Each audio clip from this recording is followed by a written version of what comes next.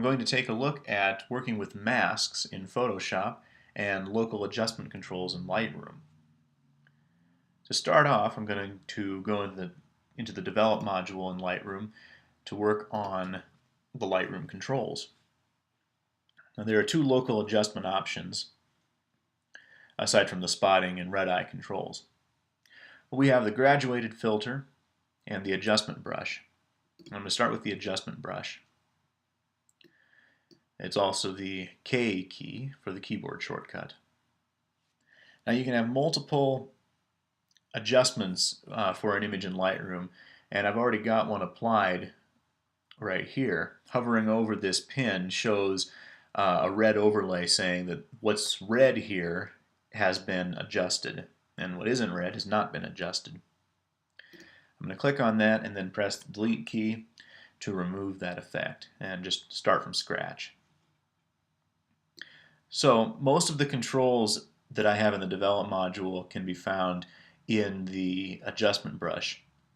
Not all of them, but most of them. You have your exposure and some toning controls, sharpness, some color controls, and some more color controls here. And then the brush sizes and adjustments below that. Now the brush size can be adjusted with the slider here. You can use the mouse scroll wheel, scroll up and down, or the bracket keys on the keyboard to adjust the size. Feathering through the slider. I think I pressed the wrong one there. Let me switch back to that one. Shift bracket keys, adjust the feather. And then holding shift and using the mouse scroll wheel also adjusts feather. And then flow and density I'm going to leave alone for now, just to get a general sense of how the tool works. So you can set multiple controls at a time here. Go to some fairly extremes with a -4 stop exposure adjustment and 100% clarity, and then just paint across. Now -4 stops is obviously far too much, so let's try -1 there, and then at least I can see what I'm doing. So this is the same effect as applying -1 and 100% clarity over the whole image. However, I'm applying it to selective parts of the image. And surprisingly bringing out some decent detail in this. I'm going to hit the delete key, clear that one, and then zero out those controls.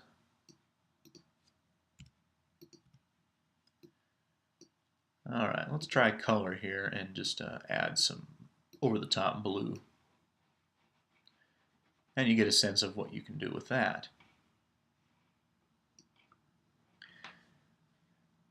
Now what I'm using now is a fairly large brush with very soft feathering, so it has a really smooth effect on the edges. Whereas a smaller brush has sharper feathering. Now it should be noted that the brush size is run on a percent system, not it's not 3 pixels, it's 3% of the entire image. So it's a relative size, so to speak. If I zoom into 1:1, we now have 3% of this view at 1:1. So a 25% brush size at 1:1 size is a different size than at the fit size. It's something to keep in mind, and you get used to it the more you use the tool, but be aware that's how that works. Whereas in Photoshop we use pixel sizes instead of percents. Now let's take another image here. I'm going to quickly create a virtual copy so I don't mess with the original. And say I want to do a classic effect, or at least a play on a classic effect, desaturating a portion of the photo. Not the whole photo, but just part of it. I'm going to zoom in 1:1. Now, zero this out, and -100 for saturation, and that'll be the only adjustment. Now, painting on here can be a little bit tricky, but fortunately there are a few different tools within Lightroom to help us clean this up. I'll undo that, Command-Z, and then Auto Mask. Now I can also adjust size and feathering, but Auto Mask does a pretty good job detecting edges So what auto mask is doing is finding the edge of the moon here in this case and not allowing the effect to go beyond that edge. It also misses a few points in here, but I can go through and clean those up pretty easily. And then just keep going, brushing along the edge of the moon. And auto mask makes sure that the edges, the blue edges around it, don't get affected.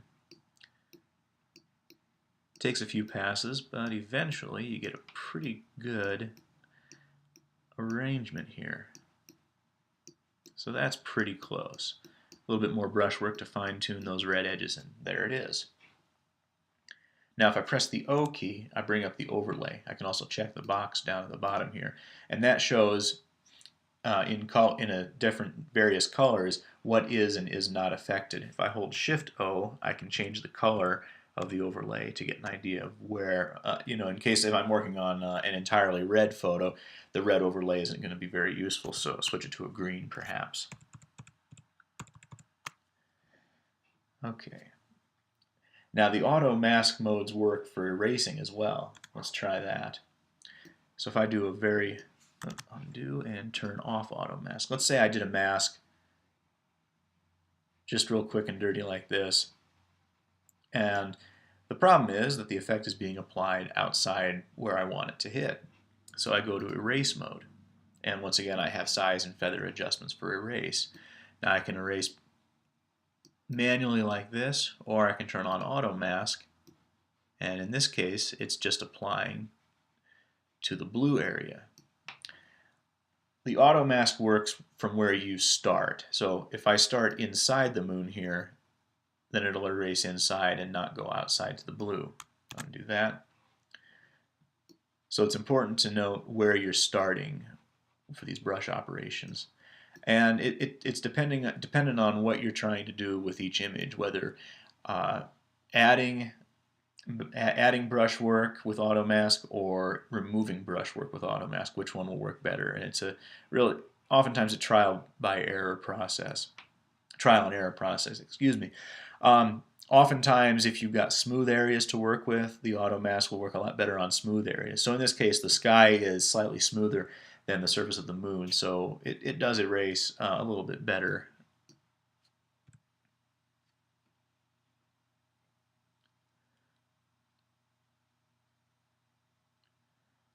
Now, a little bit more brushwork would be needed to finish this up, but that's the general idea. Let me delete that.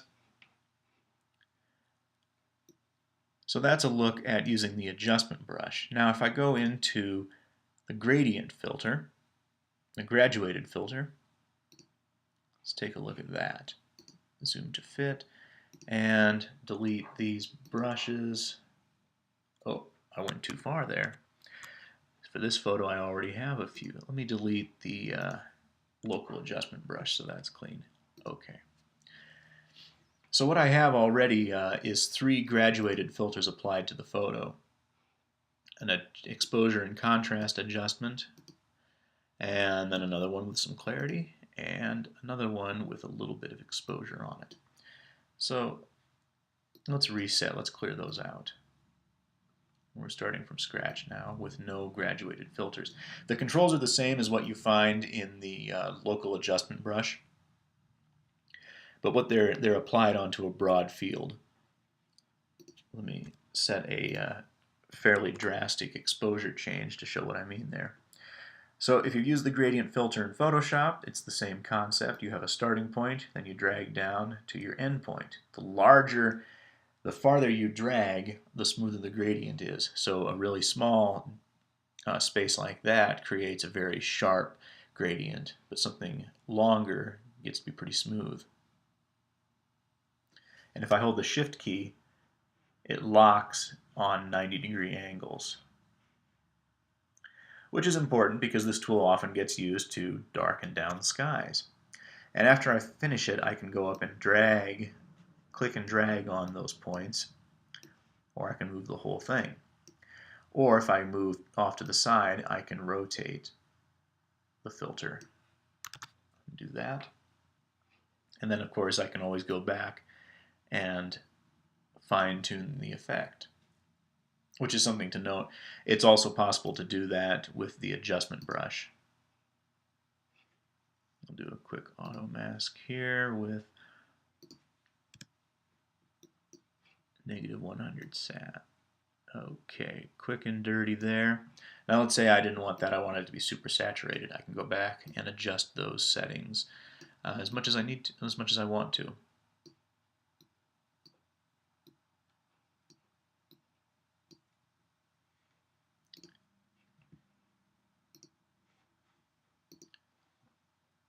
And then the same thing with the graduated filter. And then I can add more. Click the new button here.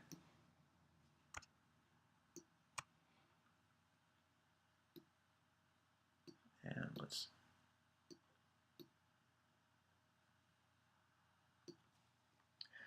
So that is a really rough example there of using that tool. Now what was my setting for that? -2 again. Yeah, there we go.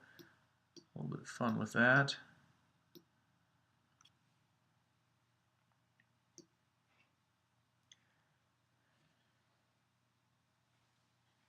So that's the local adjustment and gradient filter tools in Lightroom.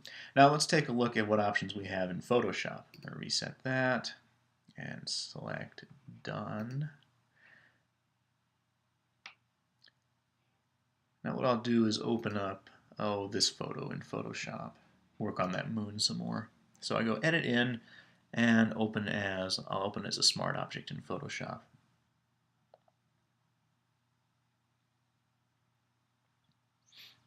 Now there are different advantages for Lightroom and Photoshop, which one works better for which purpose. Photoshop gives you better control over these adjustments and more options for fine-tuning these adjustments. What gets shown and what doesn't get shown. Whereas Lightroom has the advantage of being non-destructive. You can adjust those adjustment filters and the adjustment brush settings and go back and fine-tune those, and you're never touching the image, and you're working with just the one file. In Photoshop you'd have to open the raw file or the JPEG and then save it as a Photoshop file or a TIFF, so then suddenly you've got another file to work with. With Lightroom you can work directly on the raw file or the JPEG, so that's an advantage. But each one does have different uses and different functions that work a little bit better. So let's take a look at Photoshop. And what I'm going to use in Photoshop is called a mask.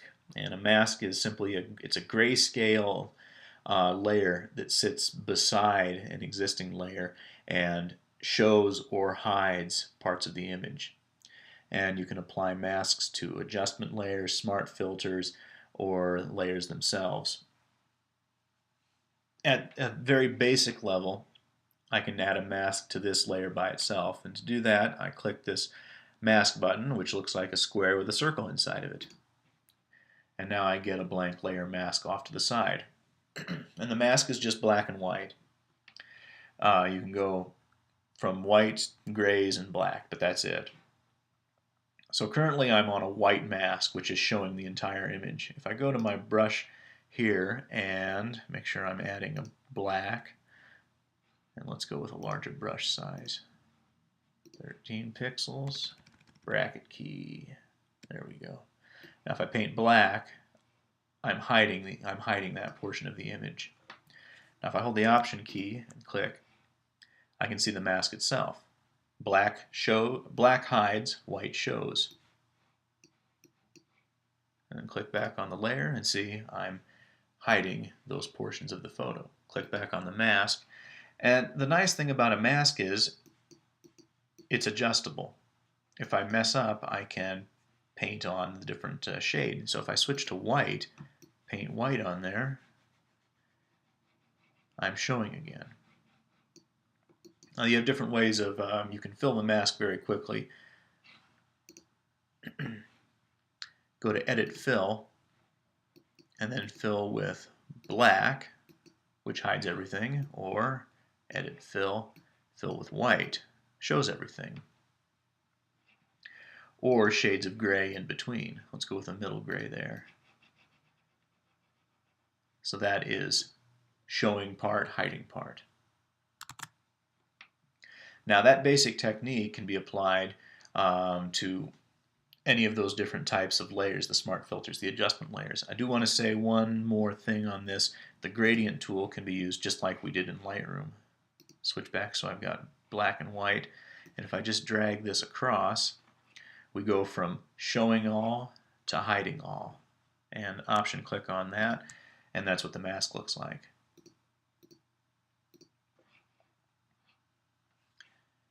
So let's fill that with white again. Alright.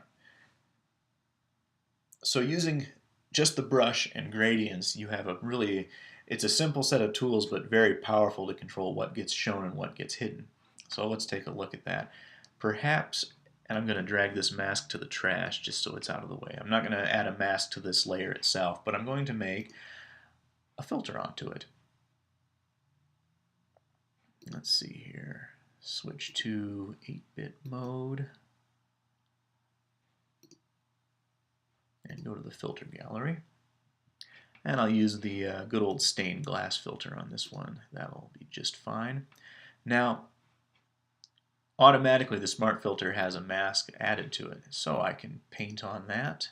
Let's X key to switch foreground, background colors, show and hide. Or perhaps a gradient. And if I use a circular gradient, now that's kind of fun there. Or maybe just a straight linear gradient.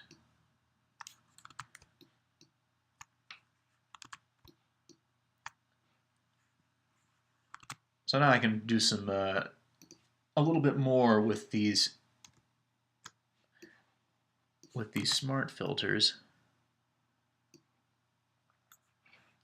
along with the opacity controls that I've looked at previously. Let's run that. Oh well. So that's the idea,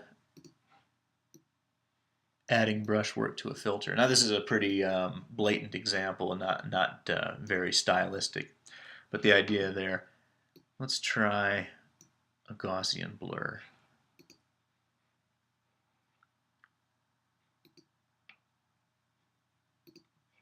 And once again, painting in some detail. And then the mask, option click on the mask, and that's all it is. A little bit of black on the white. Let's click back on that. Now the important thing to note is once you start using a mask in these filters, if you want to be able to go back to the file, you need to save it as a TIFF or a Photoshop file. So I'll save as while I'm thinking about this. And I'm going to call that edit. So let's call it mask edit. And I'll save that as a Photoshop file with layers.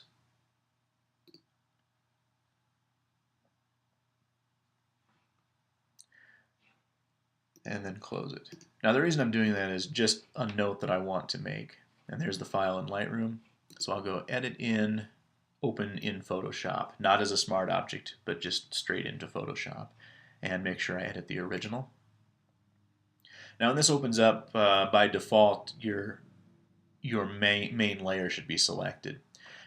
And what you want to avoid doing is painting on that. Since it's a smart object, I can't paint on it. But if it was not a smart object, I could paint on it. And I might start painting black and white on it, thinking I'm masking. What I want to make sure is, if I'm going to mask, click on the mask. And then I can start painting on it.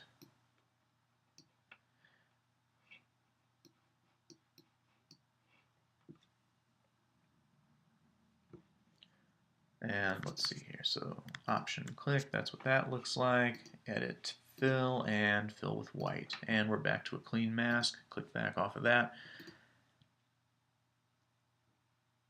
Okay.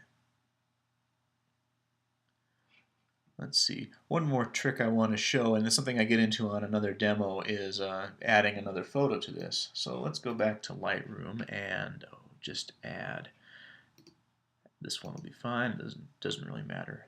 If I edit as a smart object in Photoshop for this, I'm going to pull that down and then pull its layer, drag its layer into the other photo. Different depth, yes. This one's 16-bit, this one's 8-bit. That's what the warning's about. Okay, and then go down to that, close that, don't need it open anymore. So now I have this photo in here, and let's say I want to put the moon into this black and white photo, just for fun. I'm going to drag this smart filter to the trash, don't need it anymore, and I'm going to do a quick add a mask there, fill that mask with black, and then paintbrush with white. I'm going to hide this layer. Let's see here. Trying to guess where the moon was. There it is. Undo that. This is very quick and dirty, and I go into this in more detail in another demo. So then I'd fine-tune the mask with some careful brush work, and suddenly I've added the moon to another photo. But that is something I look at in another demo, so that's that's the idea is masks are the first step to being able to do multi-image compositing, along with their many other uses. Let's take one more look. I'm going to drag that to the trash and just work on this one. Let's see here, image, trim, transparent pixels. A little housekeeping there so it's clean. Okay, now adjustment layers. You can also use masks with those. Let's try a, what do we want here? Photo filter, that'd be fine. That's perfect, just something simple. Adding a color overlay. Now, I have the mask right here. My brushes work on it, my gradients work on it. Let's say I like the idea of this super colorful mountains and sky, but I don't like the color in the foreground. Well, I can use the gradient and just, once again, holding the Shift key to lock it on certain angles. Of course, I went the wrong direction on it. That's okay, undo it and go top to bottom then. And there is a mask on the adjustment layer. And then I can go and, let's see, add some black and hide that. Now the trick is when you're fine-tuning these masks, you want to zoom in to 100% or past 100%. So Command equals a few times. Let's go into 100%. Now, this is where careful brush control comes into play. Smaller size and harder edged brush. And that's where I can use that, going to even smaller sizes and just carefully brushing around those edges. So masking has a lot of control. It can be a lot of work, but the results can be really nice if you take the time to get your brush work just so. And of course the other nice thing is, say I screw up like there, and then I miss it and I have to come back later. I can't undo this, let's say. Well, I can just switch to white in this case and paint it back in and fix the mask. And that's one of the other big advantages, is that flexibility, being able to correct errors and that. You often, like say I needed to get into this little crevice. My brush is too big and maybe I can't make the brush any smaller for some reason. So I paint down there like that, and then reverse those, and there we go. Nice and clean like that. And continue on my way. So there's lots of little tricks like that you can find when you're working with masks to make things go a little bit easier. And one final note to look at is opacity again. We've talked about opacity for layers, but you can also do brush opacity. Let's say 50% more or less of the brush, and that way you're only showing or hiding a portion. And then the mask looks like that, showing just that middle gray that I painted in. Now, when you combine all these techniques with, say, a graphics tablet that has a pressure-sensitive stylus, then you can do some really nice subtle gradients within your brushwork. And I find that to be really handy when say I'm cutting a person out of a background and you get to the hair. And a sharp edge on hair doesn't look natural, but if you use some opacity control on it so it looks subtle, then it looks a little bit more natural. Don't save that. just as a quick example of that, edit this in just straight into Photoshop. And then I'm going to crop just a bit of that branch to take a look at erasing the background. Okay, crop that. Zoom in. Alright, so let's add a mask there. Oh, well, one other thing I should check. Undo that. There are certain ways you can speed up adding the mask. Let's use the selection tool to do that. Now, just the straight rectangular marquee tool. Okay, we've done that. Now if I click Add Mask, it automatically masks out what was outside the selection. Now you can go further with that, and let's do a Command D to deselect, use the lasso, and there I can do kind of a get closer to the edges. So that way I'm not wasting my time doing individual brush strokes on that broad expanse of sky. Okay, and then add the mask, and then I'm going in with the brush tool. That super scale there, super small brush. Whoops, looks like I had my opacity wrong. Let's go to full opacity there. And then it's just a matter of time to get the brush work exactly the way you need it.